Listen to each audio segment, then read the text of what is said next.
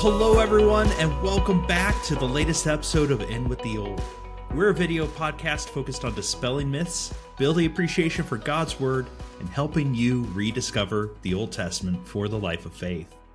Today's episode, we are going to finish out the book of Ruth. We're covering the last few verses, and we're saving the best for last. In this last section, we get kind of the theme, the point, the telos, if I can use a theological term, of the book. It's a wonderful passage, and I'm excited to dive into it. Listeners, I hope this series has really been fun for you. It's really been fun for me. I know it's been fun for Dr. Tim. I know both of us have come away and talked after these episodes and gone, boy, there's still so much we're learning, we're growing to appreciate from the text. And we hope that has been as beneficial for you. As I mentioned, I'm joined every week by the illustrious Dr. Tim Howe. Dr. Tim, are you excited to finish Ruth? Hey, I am excited to finish Ruth, but you started with a Greek word instead of a Hebrew word, so you know what? I won't hold it against you. But this has been so fun and enjoyable, and I'm hoping, and Brian, even as we just pray, we pray it really builds up our listeners, and that it points them to Christ. So yeah, let's do this. Well, fantastic. So, listeners, every week, of course, we're reading from the text. We're reading today from Ruth chapter 4, verses 11 through 22, which is the last bit of the book. We're reading from the Christian Standard Bible, and so here we go. All the people who were at the city gate, including the elders, said, "We are witnesses. May the Lord make the woman who is entering your house like Rachel and Leah, who together built the house of Israel. May you be powerful in Ephrathah, and may your name be well known in Bethlehem. May your house become like the house of Perez, the son of Tamar, bore to Judah, because of the offspring the Lord will give you by this young woman." Boaz then took Ruth, and she became his wife. He slept with her, and the Lord granted conception to her, and she gave birth to a son. The women said to Naomi, "Blessed be the Lord, who has not left you without a family redeemer today. May his name become well known in Israel. He will renew your life and sustain you in your old age. Indeed, your daughter-in-law who loves you is better to you than 7 sons, and she has given birth to him." Naomi took the child and placed him on her lap and became a mother to him. The neighbor women said, "A son has been born to Naomi," and they named him Obed. He was the father of Jesse, the father of David. Now these are the family records of Perez. Perez fathered Hezron. Hezron fathered Ram. Ram fathered Amminadab. Amminadab fathered Nahshon. Nahshon fathered Salmon. Salmon fathered Boaz. Boaz fathered Obed. Obed fathered Jesse. And Jesse fathered David. All right. So, Tim, I'm going to say that the genealogies of the Old Testament, for many people, are like the poems in The Lord of the Rings. You go, that's a cool feature. We skip over them. But we see here, no, you can't skip over genealogies. They're important. They cap off the book of Ruth just very nicely and give us kind of the purpose of this book. But that's putting the cart before the horse maybe a little bit. Let's start back at the beginning. So to set the scene, Tim, right? Last time we were talking about this passage was the climactic moment. Boaz has gone to the other kinsman redeemer and said, "You know what? You're the closest. Here's the land. You can take it. Oh, but you also have to take the Moabite woman, Ruth." And he said, "No, thank you." And Boaz jumped on the opportunity. And we basically pick it up from that point of Boaz going to the elders and saying, "I'm going to redeem this woman." So starting in verse 11, Tim, let's start walking into this passage. What do you see? Where do you go in terms of significance? Yeah, so we hear the wedding bells ring, right? Now that Boaz has gone through every legitimate process in order to marry Ruth and redeem her, we see here the legitimation that the elders of the city bring to this. So in verse 11, he says, "You are witnesses today." In verse 10, all the people who were at the city gate, including the elders, that's an important note, said, "We are witnesses. May the Lord make the woman who's entering your house like Rachel and Leah." So the legitimation or the validity that the elders offer here is incredibly important, because it's one thing for Boaz to bring in Ruth the Moabite into his home, but it's another thing for the elders of the city and therefore the community as a whole to graft her in and treat her as an equal. And so they do. They say, we are witnesses, meaning we are in moral agreement with this. We believe this is right. We believe this is God honoring. We affirm not only the decision, but we affirm the way the decision was done. And not only that, we are going to provide our blessing over this marriage. And the content of the blessing is right there. May the Lord, may Yahweh make the woman you are marrying, may the woman who's entering your house. In other words, we recognize she's entering your house. May she be like Rachel and Leah, who together built the house of Israel. So Boaz, you picked a winner. She's one of us now. May God bless her. And we see here the coming to fruition of all the prayers that we've seen at this point in the book of Ruth. This is something we've mentioned before, but it's so beautiful, isn't it? That at the very beginning, Naomi says to Ruth and Orpah, may you find rest in the house of a husband. And here we see that blessing of the elders note the fruition of that prayer. We see Boaz saying, may you receive a full reward, Ruth, for coming and placing yourself under the wings of Yahweh. And now she finds that full reward.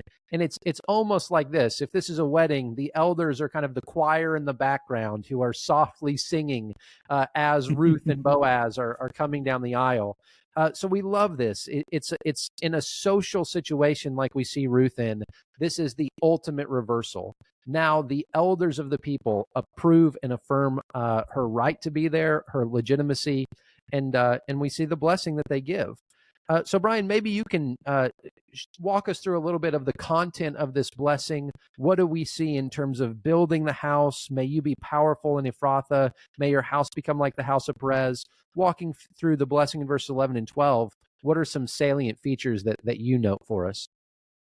Well, first, I noticed that they start with the greatest matriarchs in their nation's history to compare Ruth to, and that's high praise indeed, right? When we think of powerful women of the Old Testament, of faithful, godly women of the Old Testament, as modern Christians, we might place Sarah first, right, in our minds of like, oh, right, Sarah and Abram and that story, that's significant. And no doubt at all, they would venerate her as significant, but it is both Rachel and Leah who birthed the 12 sons, right, the tribes of Israel. And so to compare Ruth to those two is just this wonderful blessing. It's a high view of her and a beautiful view of inclusion. This is something we've harped on time and time again, right? There is no more quintessential woman in Israelite history, or women rather, than Rachel and Leah. They are quite literally the matriarchs of the country. That's who Ruth the Moabitess, who is no longer going to be called the Moabitess, is being compared to, right? So that's a beautiful welcoming into the community as well. We go further, a blessing to Boaz, right? May his name be well known. The idea of seeking a great name is something that's very significant, Tim, as you know, in the book of Genesis. It seems to be what drives the Tower of Babel negatively, people trying to create that. But it's what God then promises to Abram. I will make your name great. We see a taste of that, as it were, continuing to be put forward as a blessing. Boaz's name will be made well known or great in Bethlehem. And then in verse 12, we have what might seem like just an apt comparison, but we're going to see when we get to the genealogy is much more than that. We see this reference, may your house become like the house of Perez. And listeners, if you're reading just the book of Ruth, you might go, well, who's Pez dispenser here? And I don't know, like, why are we referencing the story? Well, Perez is a son of a Levirate marriage, right? Of a woman left husbandless who had to find a kinsman redeemer to marry her. In this case, it's Tamar and Judah. Now, their coming together, shall we say, is not as beautiful as the book of Ruth. But there's some great parallels in that you have a woman taking ownership and taking, shall we say, proactive steps to ensure that the promises of God happen. And so it seems like, oh, this is an apt comparison. Boaz, you are doing the same thing, and may your house be blessed because God did bless the house of Perez. From the genealogy, though, we know there's more to this. Perez is Boaz's ancestor. Boaz himself is the product of a Levirate marriage. He Mm, now is going to become the same type of blessing that happened in his past, which is this kind of beautiful symmetry, shall we say, in the life and the lineage of Boaz, which I really like. So mm, those are some of the things that from the blessing instantly jump to me. Now, Tim, we in verse 13 then kind of move the story forward to what happens. They get mm, married, the wedding bells ring. Boaz approaches or takes Ruth. They become husband and wife, and he sleeps with her, and the Lord grants her conception. mm, mm. Now, correct me if I'm wrong. The text has never said that Ruth is barren to this point, correct? I'm not just like forgetting Yeah, something correct. in Ruth chapter 1.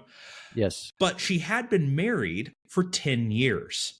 Mm, And listeners, you could go, that doesn't really raise eyebrows in our culture, but this is a culture without contraception. Um, After 10 years, whether or not she would be medically infertile, she would have been viewed potentially as someone who is infertile. mm. And so here we see that specifically the Lord grants conception to her. And Tim, I'm curious what your thoughts are when you see that phrase. Me, I instantly go, that's a sign of favor.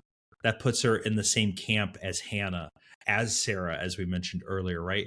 As all these women who it is specifically says after a time of barrenness, God comes and places his favor upon Mhm. them.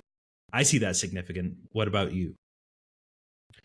I do. I do. And I think we're also meant to see the cause and effect of the elders blessing Ruth and them praying Mm, on her behalf. May the Lord multiply your offspring. May he build a house for you. And then immediately following, we see the answer to that blessing. The Lord opened her to be able to conceive. And so, as we think about the cause and effect, we tend to think of it as a biological reality, but they would have seen it exactly the opposite, and they would have seen in essence the Lord's legitimacy and the Lord's validation of this marriage as He opened her womb. This is God's stamp of approval. Yes, this is right. In case there were any doubt, in case there were any wonders, like, well, I can't believe what these elders did. No, God opened her womb. The marriage is legitimate. God blesses the offspring from the marriage. And so God gives his approval even as he opens her womb. An incredible exclamation point on the end of this blessing. This is the full reward of her inclusion. Um, and then, so Brian, in verse 14, it's interesting, right? Because now the scene shifts back to Naomi. We see Boaz, and of course, Boaz's name does become great. That's not what he was aiming for, but that's what God does. As again, we're going to see that in the genealogy. But the focus in verse 14, you have Naomi, who the women go to Naomi and they say, "Blessed be the Lord who has not left you without a family redeemer today. May his name become well known in Israel." Uh, the tables have fully turned, right? So what do we see here, in your opinion, Brian, as we look to the change in the social circumstances of Naomi in verse 14 and following?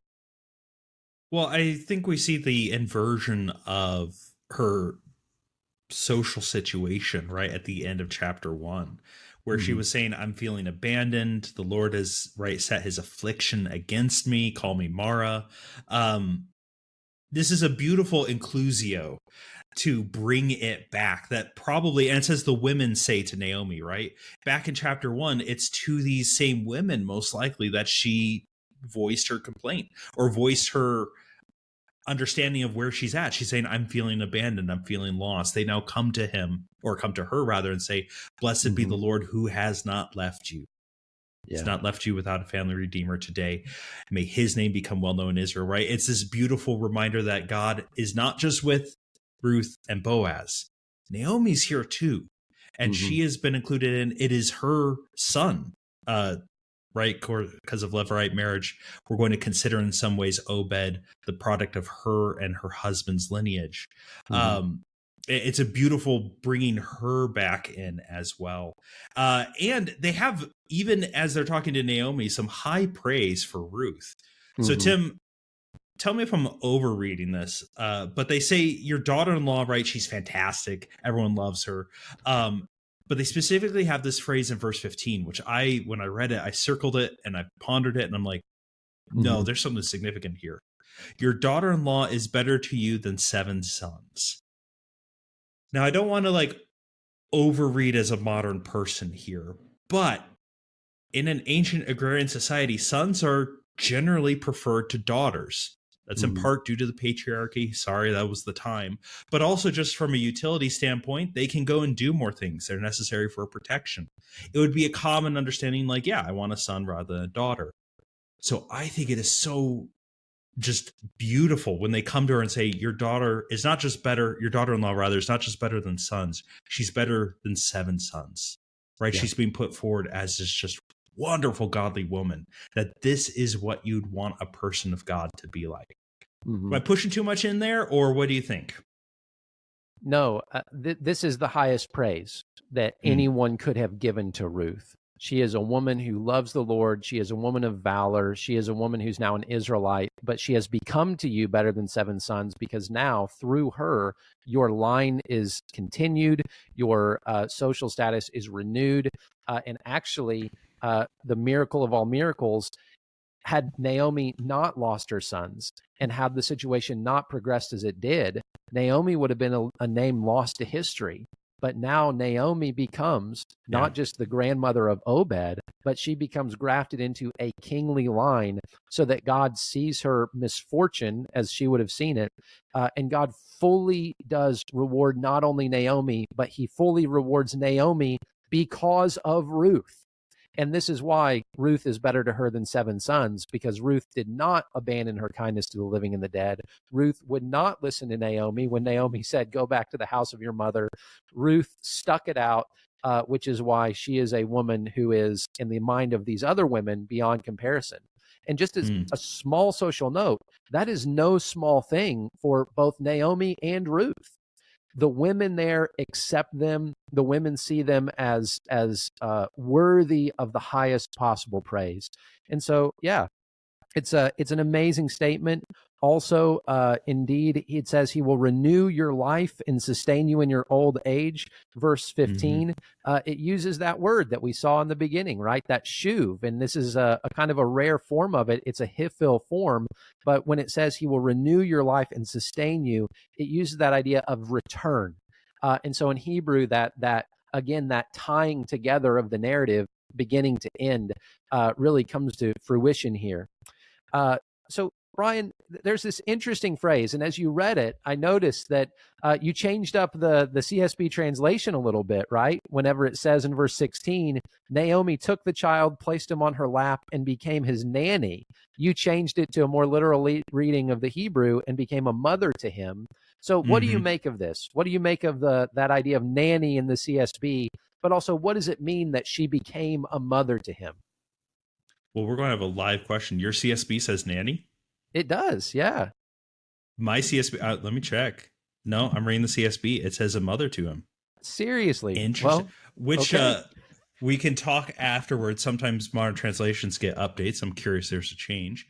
But yes, so the CSB is going for more of a sense, and the Hebrew itself, right, is literally became a mother to him.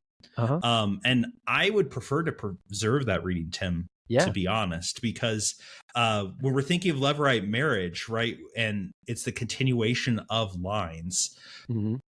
this is Naomi's child. This is Elimelech's child, Mhm. in some sense, that is going to continue on their lineage. Right now, it's through Ruth and it's through Malin, but I don't think it's incorrect because we've been mentioned, I think, last time, right?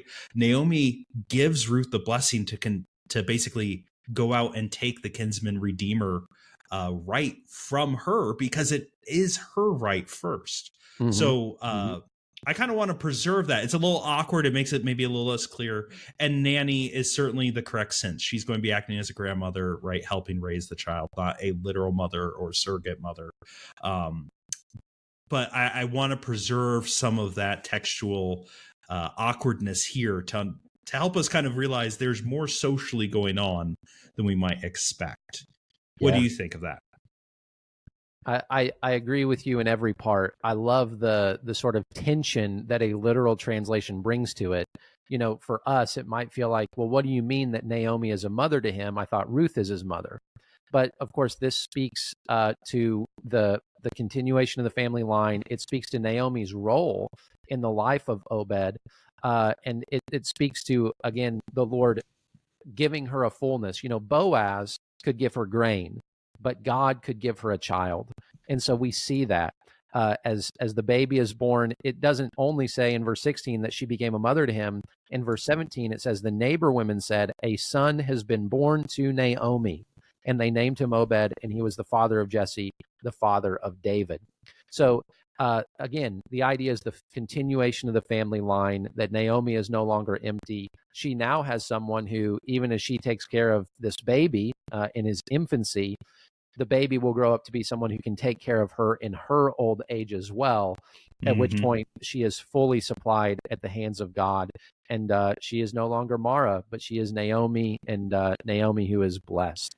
So Tim, what's the copyright on your CSB? So I'm reading from one that's copyright either 2017 or 2018. Okay, or either let me thin look line at or it. reference. So Mine while is you look at that, oh, go ahead. Yeah, mine's copyright 2017. So interesting. Yeah. You maybe have you need to like frame that, because I've now checked two different sources. The CSB reads mother there. Fascinating. Yeah, very good. Anyway, when we look at the child's name, it is an interesting name, right? Obed. I don't believe there's another Old Testament character named Obed, right? Names sometimes mean things, and in this book, names have certainly meant anything. Does Obed mean anything, Tim? Yeah. So Obed is very likely derivative of the word for servant. But there's Avad. Yeah. So there's also, though, this unique, this one-time instance in the Old Testament where, rather than a father and mother naming the child, it says here, the neighbor women said, a son has been born to Naomi, and they named him Obed, right? And again, this is indicative of a full inclusion, not only for the mother, but for the child. And we cannot overstate the importance of this. It's not just that Ruth was grafted in, but that Ruth's line from then on out is grafted in. It's not just that Ruth, we're going to include her because, after all, she's the exception. She's not really a Moabite, but man, her kids, that's Obed the Moabite right there. No, the neighbor women named Obed. The neighbor, the people who most intimately knew Naomi and Ruth, they saw this child, they named him. And this is, kind of that picture of all of the old ladies in the nursery when a new baby is born in the church, and they say, I want to hold him. No, I want to hold him. No, I want to hold him. This is the legitimation not only of Ruth, but of all of her offspring. And we see that as they name him, they are, in a sense, exercising a right here that's usually reserved for parents. And yet they say, no, we want everyone to know, if you mess with Obed, you're messing with us. So I love it. It's again a picture of this fundamental idea. And by the way, these are the same social dynamics in a sense that are at play with the birth of Jesus, where in so many ways we see, even in John chapter 8, right? What do the Pharisees say of Jesus? Are we not right to say you are a son of a Samaritan? They look at him and they say, because of your birth, you are illegitimate. Well, according to the neighbor women of Bethlehem, the birth of Obed is legitimate, and they are giving their full approval to it. So beautiful. The naming of Obed's servant, I don't know. I don't even have a guess as to why that would have been his name. But perhaps it's because, in a sense, his mother is a servant, right? Is this somehow a tacit nod to the servanthood of his mother, that she served Naomi? I don't know. That may be overreading it, but it's a very interesting name. Yeah, to be sure. And we then get, right after his name, if you didn't know, right, this is like the mic drop. This is the cliffhanger ending. This is the twist ending you don't see come. Obed was the father of Jesse, the father of David.